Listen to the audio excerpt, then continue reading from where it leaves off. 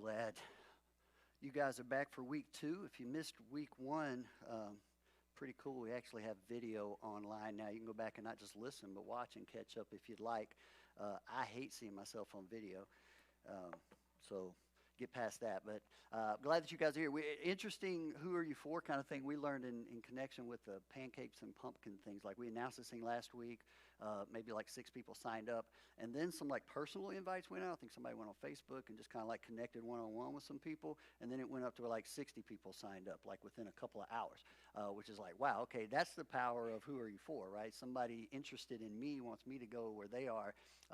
Yeah, it was a pretty cool life lesson about engagement. So in this series, you probably know someone who has some really big questions about the Bible, if that's not you.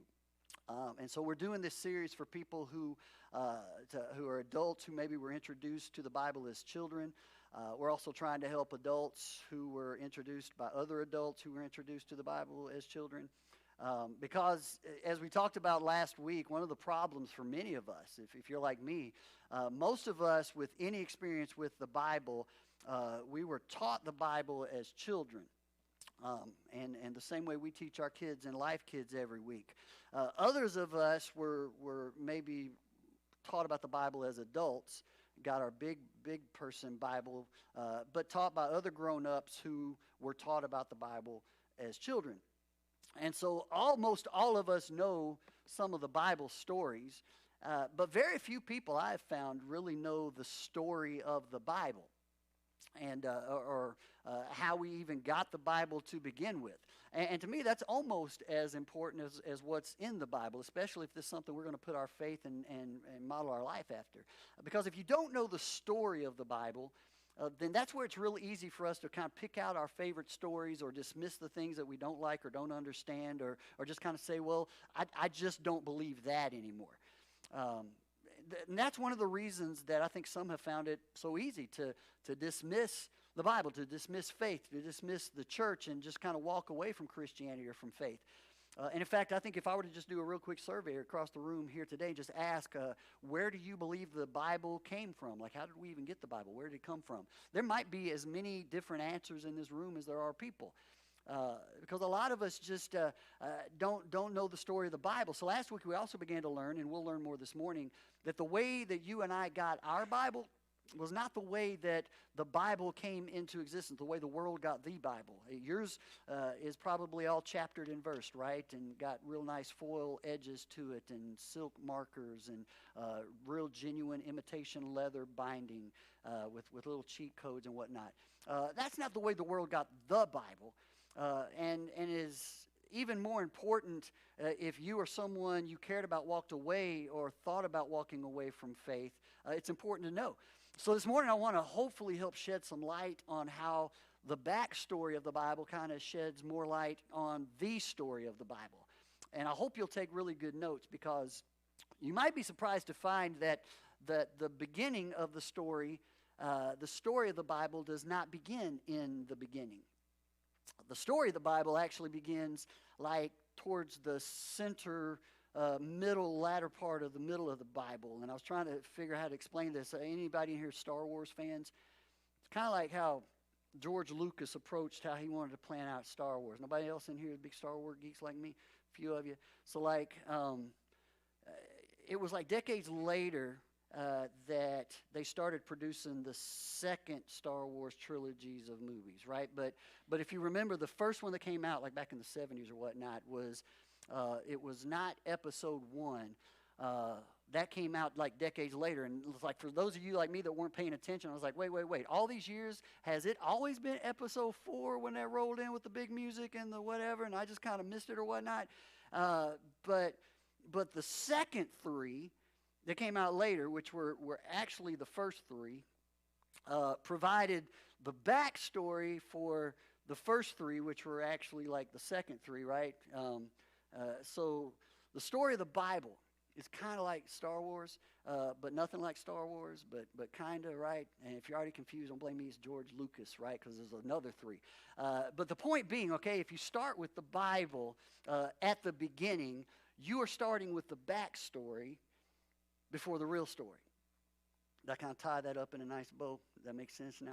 Okay. So let's first try to understand why we even have an Old Testament. And to do that, we're going to fast forward all the way to the time past the resurrection, where the gospel accounts have already been written and they're starting to be spread and circulated. We're going to come back to that in just a bit. But Paul and some of the others, they're already starting to travel outside of Jerusalem with this new message, and they're starting churches, and they're making claims about Jesus and this resurrection to non-Jewish people now. And so now if you were in the first century and you're a non-Jewish person, you would have like little to no understanding or even a need to understand the Jewish scriptures, which we now have and contain what we call our Old Testament. Now, Gentiles, the non-Jews, they had their own religions, and there were a lot of them. But now these Gentile converts who were now becoming followers of Jesus, becoming more and more interested in Jesus, they were also being challenged to consider this new concept that there is only one God. And this was a totally new concept to most Jewish people at this time. It's harder for us to understand because we kind of grew up with this, but it was a huge shift for any Gentile, non-Jewish believer in Jesus to also embrace this belief that there's only one God. Because polytheism, that's a belief in many gods, that was so prevalent. And in fact, this is interesting. You go back in history, the first century Christians, by a lot of people, were considered to be atheists because they didn't believe in all these many gods out there. They only believed in one God. So as more and more of these Gentiles began to follow Jesus, suddenly the Jewish scriptures became increasingly interesting as well because of Jesus, his Jewish background, and the belief that there's only one God. Now, before this, Gentiles had little to no interest, right, in these Jewish texts, and for the most part, Jews in the first century just kind of kept to themselves. That's how they stayed out of trouble with Rome. Jews had their own unique customs. They had their own unique way of doing things. They had their own unique laws and rules. Like they had their own diet. They had their own work ethic. And they just kind of basically lived quiet lives and kept to themselves. And so Rome kind of overlooked their religion. And Gentile believers had no interest in Jewish customs or religion until they were introduced to this Jewish rabbi who died and rose again named Jesus through the Gospels and the writings of Paul and Peter and all these others who were eyewitnesses to all that happened. And so when they discovered the Jewish scriptures, they called them the law and the prophets. Like anytime you read through the New Testament and Paul or John or Jesus even talked about the law and the prophets, that's what they're talking about, the Jewish scriptures, the Old Testament. But it wasn't the Old Testament yet because it didn't exist yet. But when these Gentile believers discovered these Jewish texts for the first time, when they discovered this is the backstory to this new story that we're a part of, that's when they became increasingly interested in the Jewish texts. And so they weren't necessarily interested in Judaism, and this caused a lot of problems down the road too. They were interested in trying to find the story of Jesus all throughout these Jewish texts. And to their surprise, they also learned that this Jewish faith, they'd held to this belief in just one God from the very beginning. This wasn't anything new. In fact, almost every other culture, every other people group out throughout the world worshiped multiple gods. But when this new Gentile group of Christians and these Gentile scholars and smart religious leaders began to investigate the Jewish scriptures, they discovered this belief in only one God was nothing new for them. This was their belief going all the way back to creation. And the implications being that, okay, since the very beginning of time, every single other nation, every other religion apparently had it wrong. And the Jews had known this from the very beginning of time. And so as the new Gentile believers, they opened up these ancient Jewish scrolls. This is where it all began for them. And this is familiar to us too. Genesis 1:1. They read, "In the beginning, God." In the beginning, God. And now those 4 words alone, this has been argued and debated for centuries, right? But I want you to just forget all those arguments for a moment and try not to miss the original context in which this is being introduced, right? This was astonishing. This was a game changer. Because what they would have expected to read when they opened this up was what they've read in every other religious context and every other religious sacred text out there. In the beginning, the gods. But this was different. One God, big G God. And so maybe you know Moses wrote the first 5 books of our Old Testament. The Jewish scriptures would have called that the Torah. And the first book, Genesis, it comes from an original word meaning beginnings, and I bet some of you already knew that. You didn't need me to tell you that. But over the course of like the 19th and 20th centuries, there have been a lot of archaeological finds right around the world, and a lot of discovery. Science seems to cast all these questions maybe over what we read in Genesis, all these doubts that a lot of people can have about what we've been taught about some of this. And maybe you learned some things in ancient history class or some biology class in college or grad school or somewhere. And they taught, maybe you heard, that the Genesis account, it's just kind of a copy. It was actually borrowed from several other ancient creation stories. Anybody ever heard this kind of line of thinking before? It's not really all that original, right? There's a lot of different Noah stories out there and a lot of different creation stories, and so Genesis isn't all that original. And if that is true, then, if you heard that and you start scratching your head, if that's true, then why take it seriously, okay? Then if that's true, it's not all that unique, and it's probably not from God.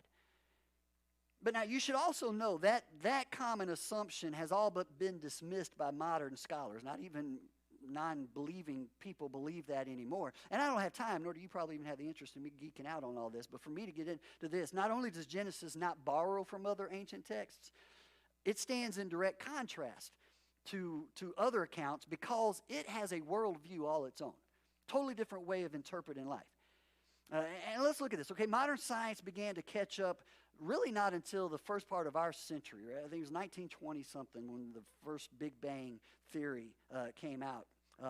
And the Big Bang theory, if you've studied this before, it taught that the universe had not always existed, but instead, like in a trillionth of a second. I don't even know how you measure that, right? Somehow they measure a trillionth of a second. The theory taught that the universe expanded from something the size of a small pebble to everything we can see and know now. And that even today, that the universe is still expanding as this astronomical, unmeasurable rate, right? To which I would ask, as a skeptic myself, okay, so where did the pebble come from? You can trace that one back forever and ever and ever and drive science teachers crazy and batty, right? Or, and what is this even expanding into? Anybody push back about the whole idea of eternity? How can eternity work? Well, science is teaching that the universe is expanding into eternity, because what's on the other side of whatever we're expanding into, right? And we could chase those questions around for the rest of your life. But that's not the purpose of this. Here's what I want you to get. Everything that has a beginning has a cause. Agree? I mean, you're here. You didn't get here by yourself. Even an atheist would agree with that. There's a reason. Everything that has a beginning has a cause. And the debate nowadays isn't as much about how anymore as it is about who and what. And here's the main thing I want us to get about this morning in the context of the whole story of the Bible. The main point, when Moses was writing these accounts, what he was trying to make is that Genesis is something that we already assumed this, but remember the importance of context and purpose, who he's writing to. Moses is writing to a very ancient people, uncivilized people.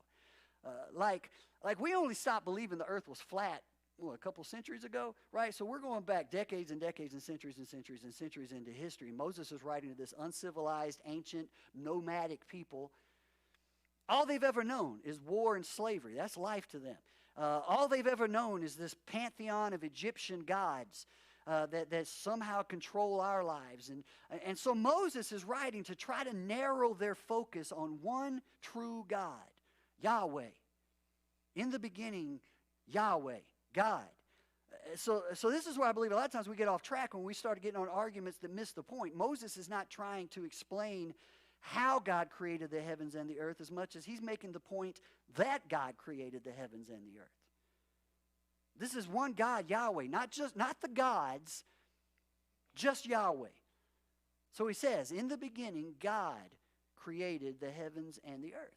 And this was nothing like the other ancient creation myths. And so this leads to another kind of earth-shaking, ahead of its time statement that you find in Genesis.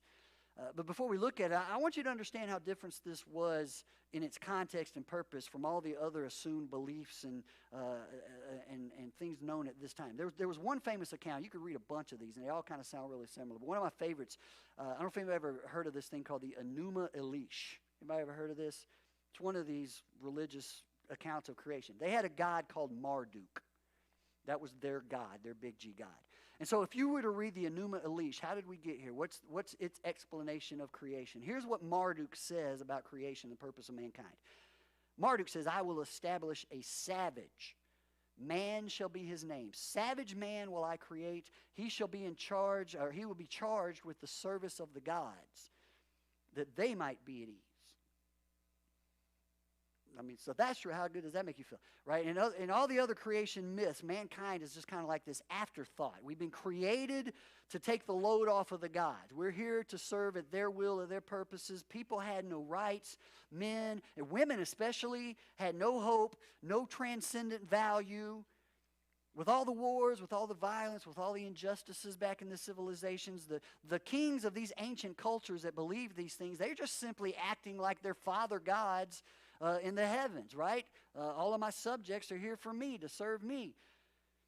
But when you really look at Genesis, man, this is completely different. Not even a close parallel. And Genesis introduces a human concept that most of us still struggle with today. I know we do in society. Look at verse 26 of Genesis chapter 1. Then God said, let us make human beings in our image, to be like us.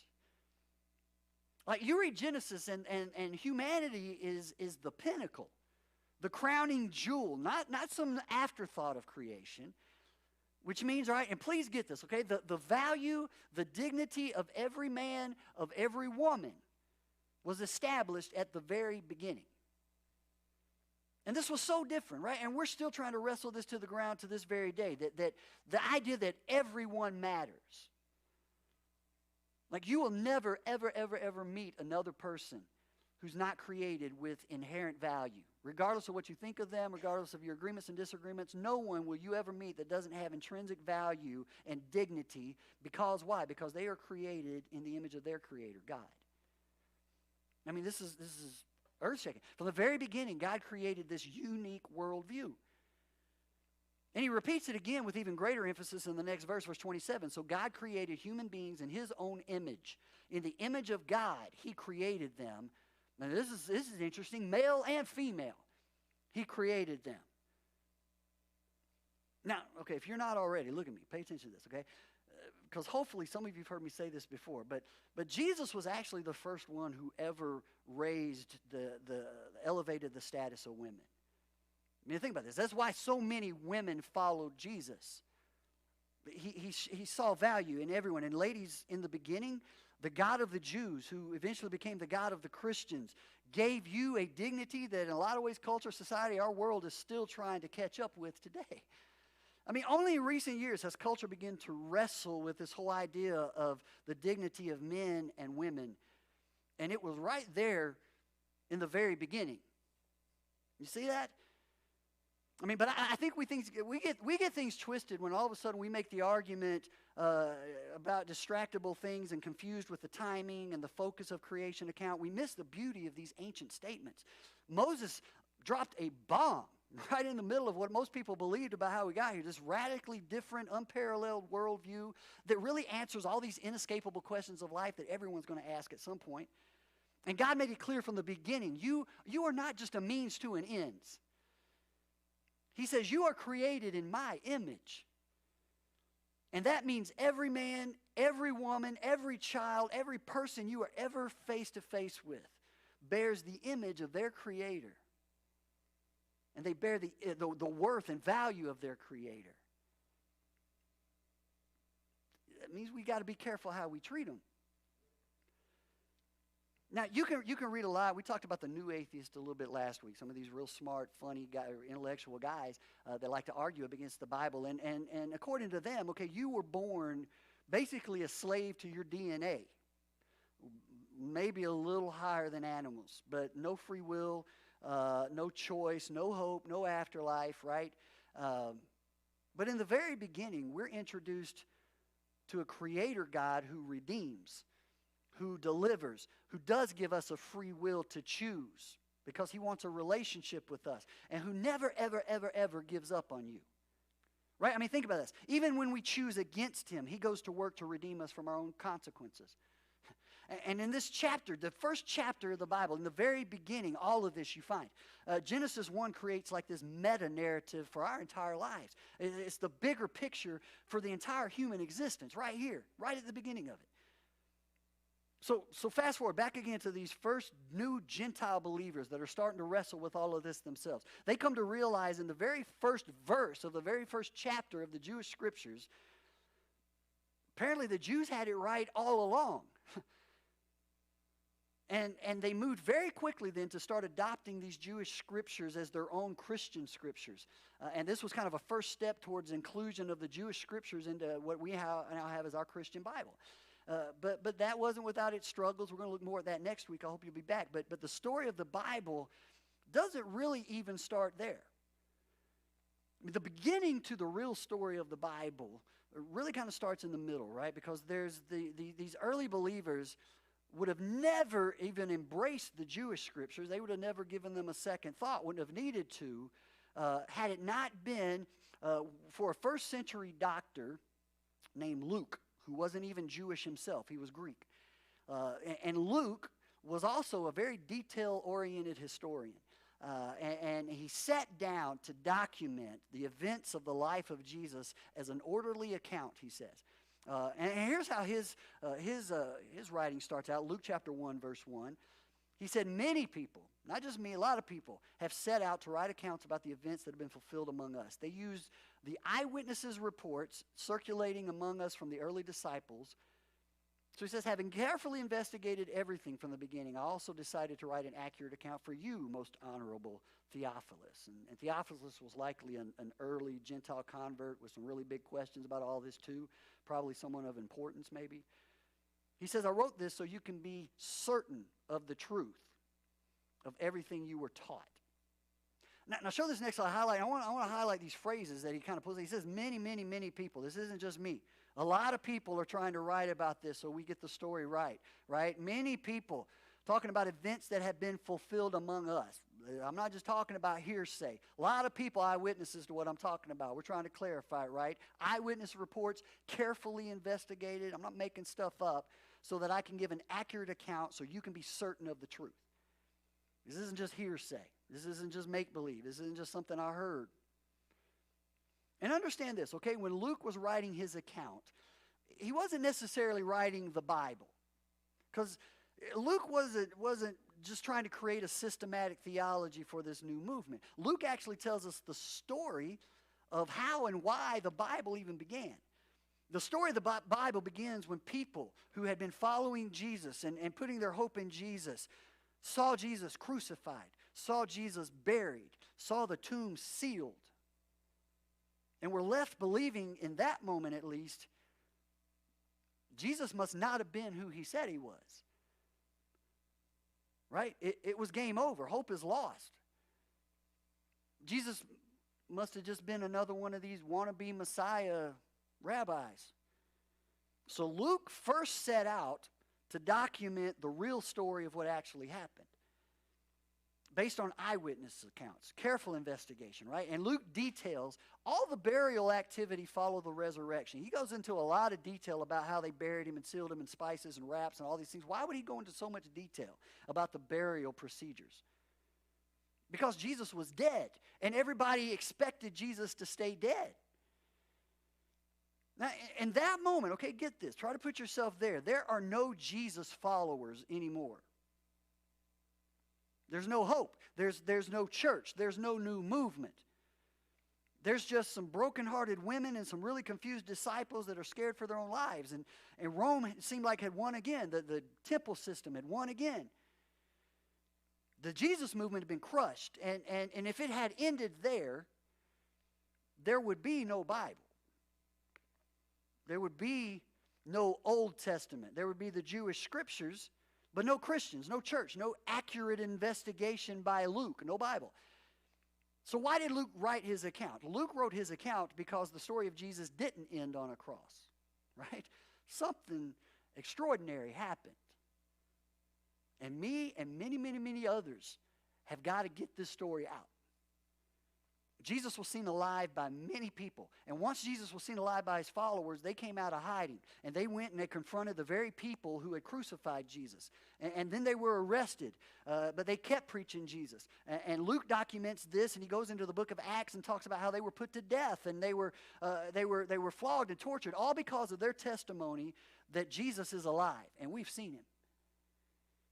In fact, you want to see boldness. Here's just a snippet of something that Peter said face to face to Caiaphas, who was the high priest who had Jesus crucified, right? Peter later said this in Acts. God raised Jesus from the dead, and we are witnesses of this. Can't take that away. You can argue with my beliefs. You can argue with my opinions. You can't argue with what I've seen and experienced. We didn't read about it. We didn't hear about it. We saw him. Jesus that you crucified, he's back. Something happened. And the church was birthed. And this movement caught momentum. But still, okay, there's no Bible yet. There's these letters, these stories circulating. And in the book of Acts, Luke goes on, he describes what happens for like the next 30 years or more following the resurrection of Jesus. He talks about Paul's missionary journeys all throughout, planting new churches around the Mediterranean. He documents the rise of this new movement that, it's pretty cool. We're still part of what Luke was documenting was starting back then. We're part of that movement. That's just amazing to me. And it's a movement that even non-Christian historians would agree has shaped not only Western culture, but Western culture as a whole. But it's important to remember that Luke admits right up front, okay, I'm not the only one writing about this. I'm not the only one trying to document what happened. Many people have attempted. And here's a question I think we just all need to wrestle with based on that. Whether you've walked away from faith, whether you know someone that's walked away from faith, maybe you struggle with faith or you're just struggling right now. And I understand who could blame you. There's a lot of things to question, a lot of people. But here's something you need to wrestle with as I try to invite you back into this a little bit, okay? Why so many? Why so many people seeking to document the story of Jesus? I think it would be even somewhat unusual even now for many people to cover the same event in so much detail. But back then, okay, it was really expensive to write anything. It's not like today where you just pull out a tablet or something. It was rare. It was sometimes time-consuming. It was very expensive to just write anything. So why would Luke and so many others feel so compelled to document and write the events in Jerusalem surrounding the life of Jesus? Why is this so important? I think the answer is obvious, right? Something happened. Something extraordinary happened. Not just something was written, not just we heard this thing that may have happened. Something would be written later. No, we know something that has to be preserved. People need to know about this. Besides, Luke and Peter and all the boys, they're not getting any younger at this time either, and their lives are being threatened constantly. So several of them sat down and took it upon themselves to document what happened according to their own experiences with Jesus. And some of them were originally written in Hebrew for a Jewish audience. Some were written in Greek for a Gentile audience. And I don't have time to go through all of that and geek you out on that. I find it fascinating. You might not. But in short, okay, that's how we ended up with our four Gospels, first four books of the New Testament. Matthew, Mark, Luke, and John, as well as all the letters from others like Peter and James and Paul, who became followers of Jesus. Paul became a follower of Jesus, remember, after he tried to kill the whole movement. And in one day, he went from that guy to a follower. But none of these authors, okay, knew at the time that they were writing their letters and their Gospels. None of them knew they were writing the Bible. They were just simply compelled to write about and preserve the account of this extraordinary thing that had happened, and everyone needs to know about it. And I wish I had more time. You might want to read and study more on your own. But here's an interesting thing that actually John wrote at the very end of his account. It's kind of like this punctuation mark to everything he had said. He writes this in John 20:30. He says the disciples, and he's not just talking about the 12 disciples. He's talking about all the followers going back to the Jordan. The disciples saw Jesus do many other miraculous signs in addition to the ones recorded in this book. He's kind of like saying, I don't even have the time and space to tell you everything. This isn't even it, but it's enough. And when he references this book, right, please know, okay, he's not talking about this book. This book didn't even exist yet. It's a reference to this document that he's writing. But then he adds something really important in verse 31. He said, I didn't include everything I could have, but I included what I felt was most important. It's adequate. Everything you need is in here. Why? He says, because these are written so that you may continue to believe that Jesus is the Messiah, the Son of God, and that by believing in him, you will have life by the power of his name. That's why I wrote this. right? And John, picture, he's likely writing this from a prison cell. He's an old man now. He's looking back on his life with his faith still intact. And that faith is not based on something somebody told me. It's not based on my circumstances right now, for sure. It's based on someone I knew. It's based on the things I saw. And show that verse again. Go back one slide. The you that he's talking about, these things are written so that you is you. That you is me. That you is anybody in the future that might stumble across this document, this writing. He had no idea where this would even end up in a year, right? Much less decades, centuries. Eventually be bound in imitation leather along with all the other writings we now call the Bible. He didn't know that. He just wanted future generations, anybody that might read this, to know what I saw. You got to know what I experienced, man. You got to know what changed my life. And the reason most people that I know of that walked away from faith or struggling with faith even now. And although there are a lot of reasons, most all the reasons I've heard boil down simply to this. I just don't believe it anymore. I just can't believe all that anymore. And so the question I hope you'll wrestle to the ground, the question I believe John and all the other writers want you to wrestle to the ground is simply this. What is the it you don't believe anymore? What is it? And you're already here, you're sitting in church, you're listening to me up here ramble. That's a good first step. So let's just get to this. If you walked away from faith, or you know someone that walked away from faith, or you're struggling with faith, big questions. What is it for you? What is it? Now, John would say there's only one it you really need. And if your answer for why you walked away from faith or why you're struggling to maintain faith is anything but this, you may very well have walked away, or you may know someone who walked away from faith for the wrong reasons. The only it necessary for faith, John wrote, is that you may believe that Jesus is the Messiah, the Son of God, that you will believe that Jesus was who he claimed to be, and that by believing in him, you will have life. Jesus did what he said he was going to do. Jesus, John says, is the only it that really matters. Everything else is commentary to that. Regardless of what you've heard, regardless of what you've been taught, what you may have believed but don't believe anymore, John says this is the it, the foundational it. The implications of that single statement by John are just astounding because, and I invite you to take this home, all right? Take it home in a doggy bag, chew on it later. I know this is kind of some big kind of stuff that maybe just doesn't hit right now, so chew on it. But if John's account were all you had, right? And for many first century Christians, it was. That was the only thing they got to introduce them to this new story. If John's account were all you had, then John's account would be all you need. Why? Because Jesus is the only it that really matters. This is why I almost always encourage anyone who's kind of new to the Bible or someone who's just kind of kicking the tires of faith or investigating things, start with John. Go there and read. Put Jesus in a new context with some fresh eyes. You know, take Saturday Night Live caricature Jesus out of the picture and just look at Jesus with some fresh eyes through the eyes of John. Because that's where the real story begins. Understand the main story before jumping into the backstory. And so I've tried to tie these two beginnings together this morning. Not sure how good I've done briefly, but all this brings us up to like the end of the first century in terms of history. But by the end of the first century, okay, there still is no the Bible.